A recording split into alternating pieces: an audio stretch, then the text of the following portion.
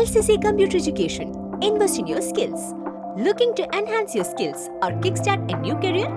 Look no further than LCC Computer Education.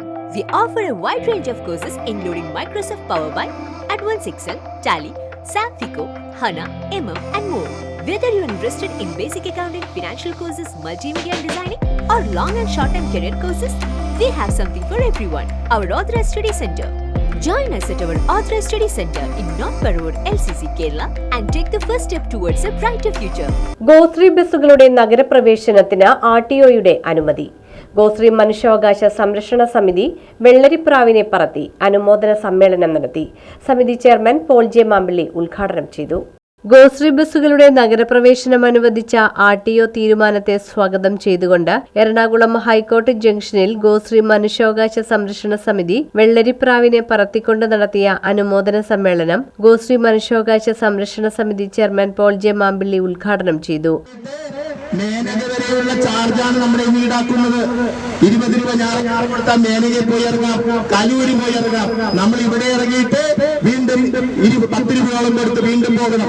ഇങ്ങനത്തെ ഒരു അവസ്ഥ ഇനിയും ഉണ്ടാകും. ആകെ കുറച്ച് ബസ്സുകളേ ഉള്ളൂ.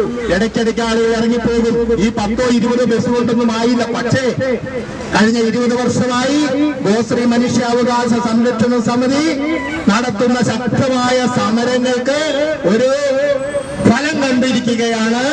ആദ്യപടിയായെങ്കിലും ഞങ്ങൾക്ക് കുറച്ച് ബസ്സുകൾ നഗരത്തിലേക്ക് കയറ്റുവാനായിട്ട് ബഹുമാനപ്പെട്ട ആർടിഒ തീരുമാനമെടുത്തത്. സമിതി വൈസ് ചെയർമാൻ ജോസഫ് നരികുളം അധ്യക്ഷത വഹിച്ചു. കഴിഞ്ഞ 20 വർഷമായി ഗോശ്രീ ബസ്സുകളുടെ നഗരപ്രവേശനം ആവശ്യപ്പെട്ടുകൊണ്ട് സമിതി സമരം നടത്തിവരുന്നു.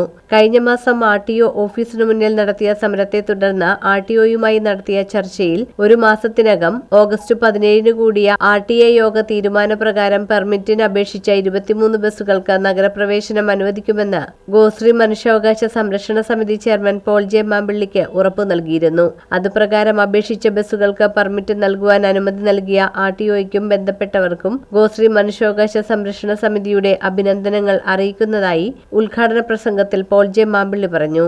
എന്നാൽ 25 കിലോമീറ്റർ എന്ന നിലവിലെ നിബന്ധന മാറ്റി കൊടുങ്ങല്ലൂർ, പറവൂർ, മുനമ്പം പ്രദേശങ്ങളിൽ നിന്നും വരുന്ന ബസ്സുകൾക്കും നഗരത്തിലേക്ക് പ്രവേശനം നൽകുന്നതുവരെ ഗോശ്രീ മനുഷ്യാവകാശ സംരക്ഷണ സമിതി നടത്തിവരുന്ന സമരം തുടരുമെന്നും മാമ്പിള്ളി പറഞ്ഞു.